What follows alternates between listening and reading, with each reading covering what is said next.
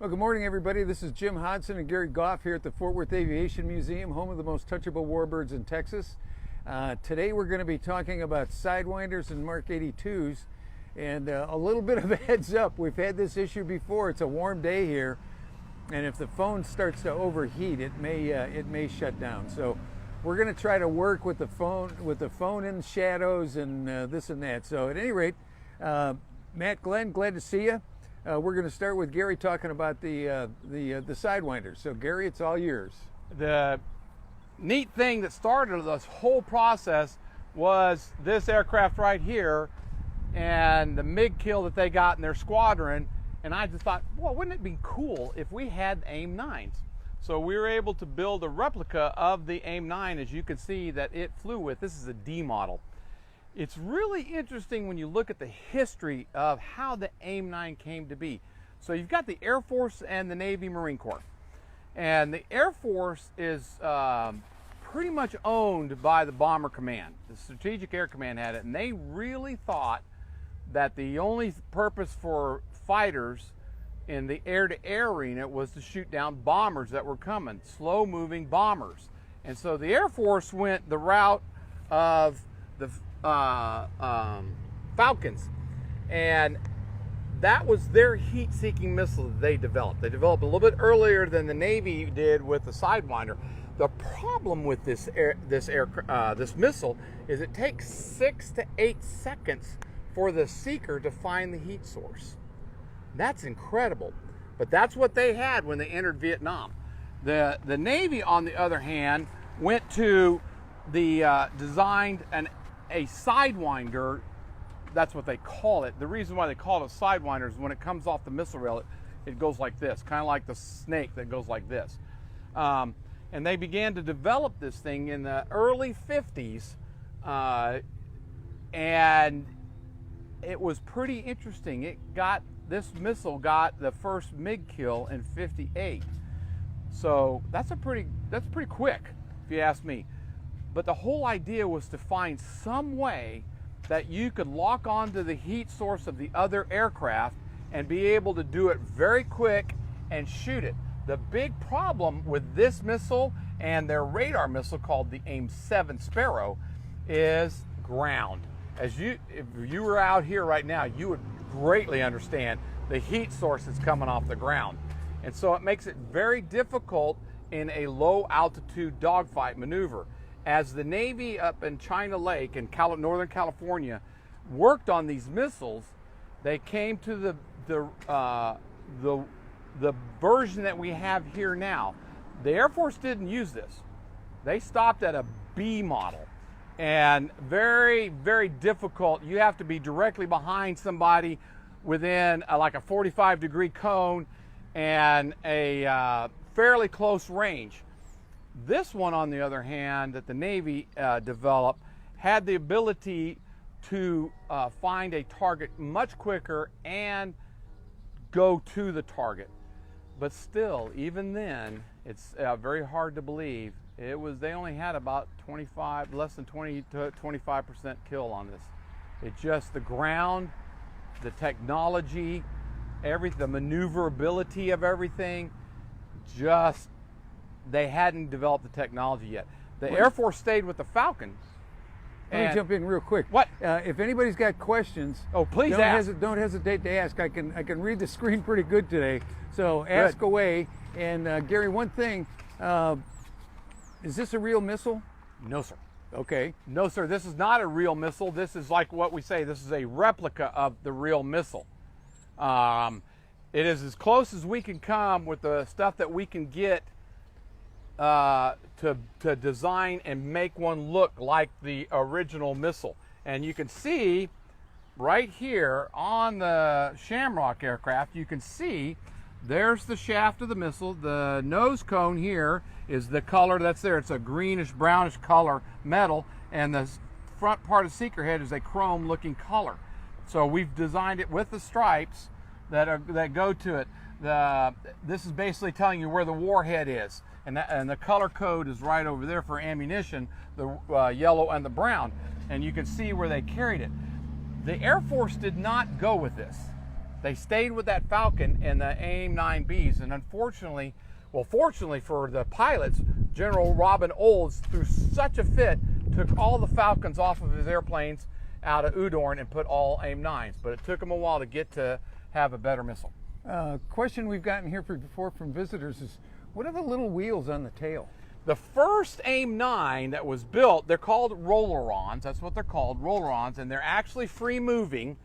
And when you, the first one did not have it, and that's when the missile went all way out, just all over the place. It just went like this.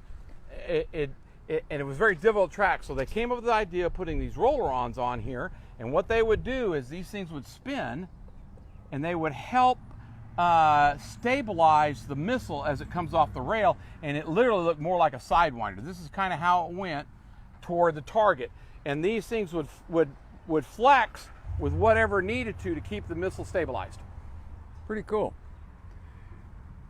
It's really important to understand what they were able to do at China Lake, the Navy was, because this missile still had vacuum tubes on it. It was the last model of missiles to have those vacuum tubes, and you can Google a vacuum tube and you'd be surprised what Radio it is. Shack. Yeah. So the next iteration of missiles that both the Navy and the Air Force decided to share because of the Red Baron report on the air-to-air kills in Southeast Asia, the Air Force and the Navy decided, hey, you know what, if we work together, we might get a better product. And so that's how they came to the newer missiles, the Limas and the Mikes that I flew with in the 1980s, that had solid state circuitry, and unbelievable. They put radon, something like cooling gas inside the seeker head that enabled to find it, as opposed to a little radar thing. But that's how this missile worked. Wonderful missile. I've shot one. They're really, really cool. They do come off the rail real fast, and man, they'll turn just like that. And it was a wild experience, and I'm really glad I got to do it, because when you get in combat, you really don't want surprises. They're not that good. They're just not that good. I know one of the biggest advancements on these, though, was be able to have the look-down, shoot-down capability. And that's what the Limas and Mikes were able to do with the coolant that they put in the seeker head right here. And so it was such a good, and it was radon, I can't remember, my mind goes. So it had a really nice round all the way around, and it was so cold, and I don't know how the engineers, I'll tell you how that works, but I could actually lock on to the friction of the air going in the intake of the jet, so I could shoot it in the front as opposed to have to maneuver to the back, which all these missiles required. You had to get the exhaust heat from the engine to shoot. So you had to be in a big cone, a 45 to 60 degree cone, and somewhere around 2,000 feet, that's the optimum place to be, up to 1,000 feet, to shoot the missile into the tailpipe or near the tailpipe to explode. The other big advancement was using a RF fusing that would come out, shoot out these RF energies so that you didn't have to contact the target. You just had to get near it, it would fuse, and then the rods would come out like this, only like an accordion. It'd come out, white hot rods, and it just ripped through anything. All right, let's go to the bombs. So we've been talking about Gary's experience with air-to-air stuff, and now we're going to go ahead and I'm going to give Gary the camera, and we're going to go over and talk about Mark 82's. Ooh, Mark 82's. Gary's got all the air-to-air experience. I got all the air-to-mud experience. Yeah, we call him the mud beater. You know, it's okay. You know, he was an abused child, so he's got to drop bombs. So I don't know if how well we're going to be able to do this and keep in the shade. This is so cool. But we're going to try. Now, this weapon is a Mark 82 general purpose bomb. Okay, the history of these things goes back to the early development was in the 1940s, and it was deployed in the 1950s. Military was looking for a general purpose bomb that would have a lower drag than what they were using during the Second World War. And so they came up with this device. This is a 500-pound bomb. The Mark 82 is a 500-pound bomb. The Mark 81 was a 250, and then they come up into bigger and bigger bombs. Now this one, as it sits on this airplane right now, this is a real bomb, but it has no explosives in it. So this is a real bomb. And so the whole thing right here weighs about 500 pounds. That's the whole idea. Now these are considered dumb bombs. And the reason they're considered dumb bombs is there is no guidance on these weapons. They were simply allowed to drop off of the airplane, and then based on what the fuse was programmed to do, you'll notice there's a little impeller on the front of the fuse, and there's a wire that goes back. The wire goes back and is attached to the airplane, so that when the bomb is released from the airplane, that wire pulls off of the impeller, and the impeller starts to spin. So when the impeller spins up enough, it generates enough energy to arm the fusing device within the fuse, so that when it contacts the ground, it goes off. Or if there's been a delayed programmed in. Now these are manual delays. They could delay up to several seconds after they impacted the ground before they would go off. But that was set on the ground before they left. Programmable fusing came a little bit later, when they could actually, in an A7, program a delay to the weapon itself. But this is a dumb bomb, which means it comes off the airplane and it takes whatever inertia and whatever characteristics you put on it when you released it, and it goes to the target, or it goes to the ground. Let's say that. Yeah, it's just gravity. Now just this gravity. particular one, although the early ones had normal fins, kind of like you can see on the 105 fuel tank. It just has fins on the back. The early Mark 82's had those kinds of fins. Gary's giving you the scenic tour there. Yay! So one of the things that they needed to do is, the bombs in the airplanes were coming off essentially, and the same mechanics were going at the same time. The bomb is dropping at the same speed that the airplane's going away, and when you start to get lower and lower on your deliveries, as opposed to a high angle delivery, when you're doing a low level delivery, you don't want the weapon going off underneath the airplane. So they came up with this device, which is called a snake eye fin system. There's a band on these right now that keep them from coming open, but when they would come off the airplane, they open up like petals on a flower. Can you show that again so I can see it? Okay, the snake eye fins come open like the petals on a flower, and they create a lot of drag. So the bomb essentially is left behind by the airplane, and the airplane separates from the weapon before it goes down and hits the ground. It looks like it almost stops in midair. Almost, yeah. Yeah. Now, one of the other things that they did with these during Vietnam, and they still use them to a certain extent, is what's referred to as daisy cutter fusing. So they would put an extension on the front of the weapon, usually about 3 feet, and then the fuse is out here on the end of this pipe, essentially. So the intent of that is to have the weapon go off above the ground. So what you're getting is a lot of concussive force as well as dispersal of the fragmentation, but it's going off above ground level. So the best use of some of those was to clear a landing zone for helicopters, for instance. Ah, Now, interesting. one of the things that they found out with these dumb bombs, and we're going to move back over here under the shade a little bit, and we'll talk about this. With the dumb bombs, is the percentage of these bombs that actually hit the specified target was only about 5.5%.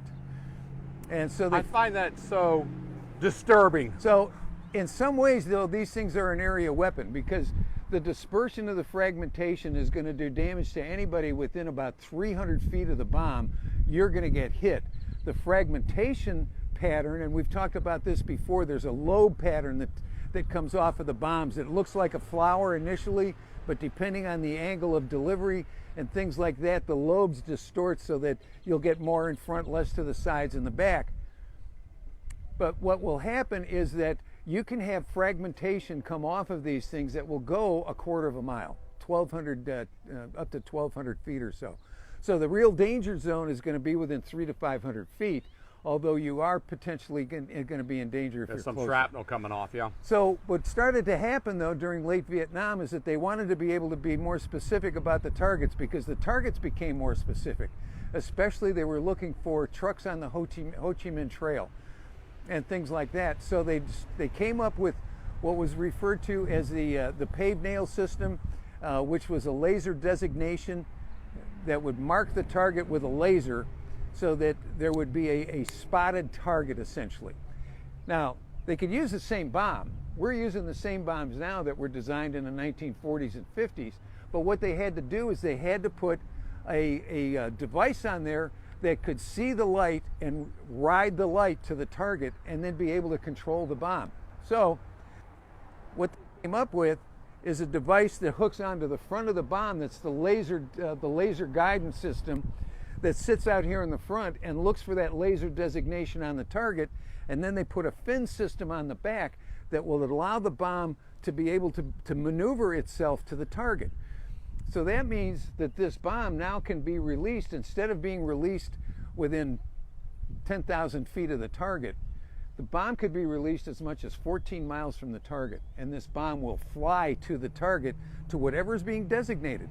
Now that can be designated by another airplane, it could be designated by a private sniper with a laser designation, and the bomb will essentially ride the light to the target. This was used very effectively with OV-10s in the nail system, where the nail facts in the OV-10 would designate the target, trucks on the Ho Chi Minh Highway, for instance, trail, and then they would be able to do this daytime, nighttime. As long as you can see the target and you can illuminate it with the laser designation, the bomb will fly to that.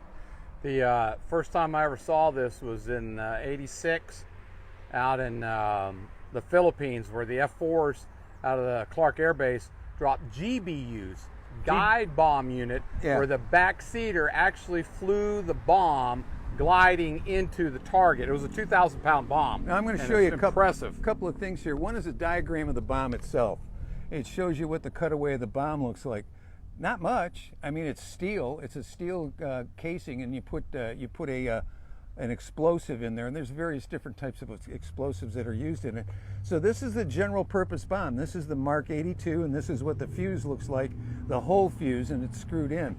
Now when we talk about the laser guided bombs, the LGBs, wow, here's the same device. It's still a Mark 82 bomb, but we've got a laser designation, guidance system on the front, and fins that are controllable in the back. It just literally they're flying. The actual bomb is flying, as opposed to just gravity dropping. Yes. Now there's one of the things too people have asked about, what are the costs of these things? A Mark 82 dumb bomb costs about $2 grand a piece. The smart bomb, this laser guided bomb, very expensive, is about $21,000. Still a lot less than a Javelin. Yeah. But it's $21,000 with the device on it. And then we've come to the next system, which is referred to as the JDAMs.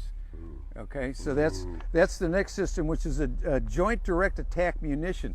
What they wanted to do is make these things even more precise.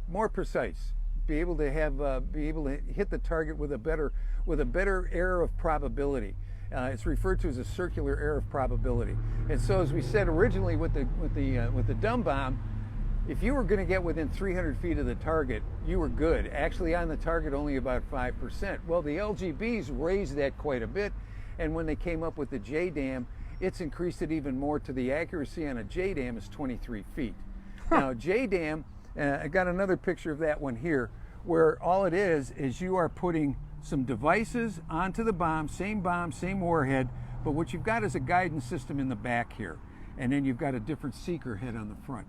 So with this bomb, what you're actually doing is they are putting an image in the guidance system. We're placing an image of like a photography, like a photographic image in the guidance system of what the target area it looks like and what the target is. Now the front of the bomb is actively looking for that. And when it matches up what it sees with what it's in memory, it guides it to the target, and it can hit that target within 23 feet. Same bomb that was designed back in the 1940s, but there are now other items that are being strapped onto it to make it more accurate for a number of different reasons. One, to reduce collateral damage, and another one is to reduce the danger of the pilots delivering the weapons, as well as the cost of being able to do it. Because here, JDAM 2 is about $22,000 per item. So these things are extremely effective. And one interesting side note on this, and we'll see if we get a raise of hands.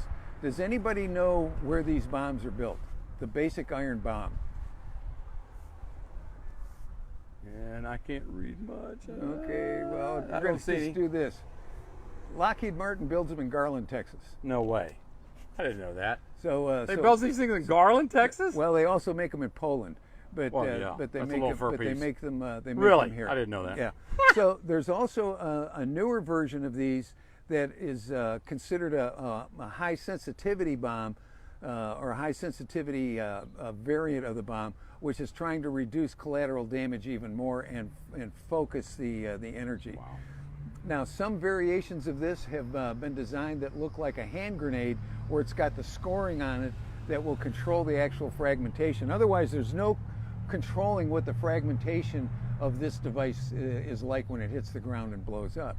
But here are the three the differences.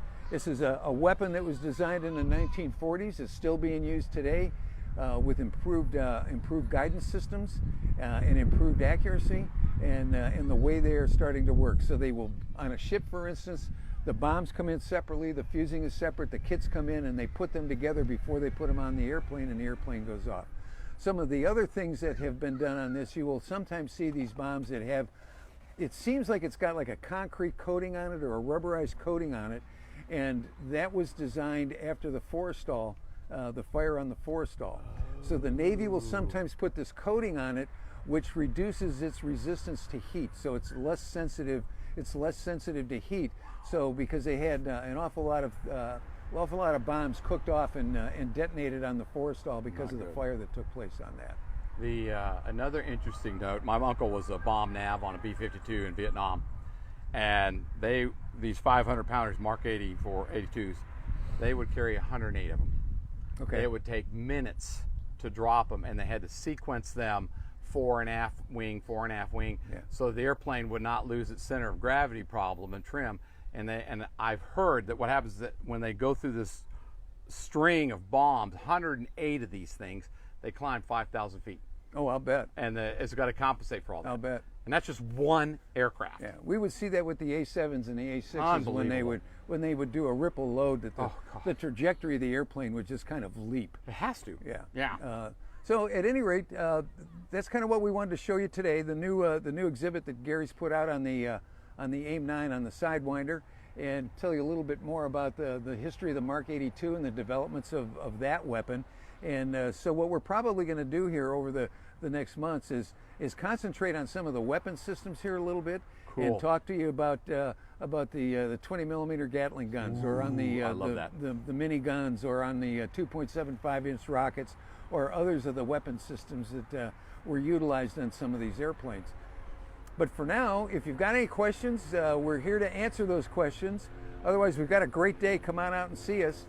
We've got our Kiowa back, and the Kiowa just looks unbelievable. It looks gorgeous. It looks like it just came off of the factory floor. The YF-16 got sandblasted and just looks absolutely amazing. And we will probably next week, if we don't give you an update on the Bird Dog, maybe we'll do an update on the YF-16. Because they're getting ready to paint it. Yeah, they are. And the They're TA-4 has got its white coat on there. Yep. So it'll be getting close to what it looked like in the training command. So at any rate, from Gary Goff and Jim Hodson here at the Fort Worth Aviation Museum, home of the most touchable warbirds in Texas, we'd like to thank you for joining us today. Have a good weekend, and we'll see you next week or in the next couple of weeks. See ya. And I turn it off. I can't read. I'll give it to you. Okay. We are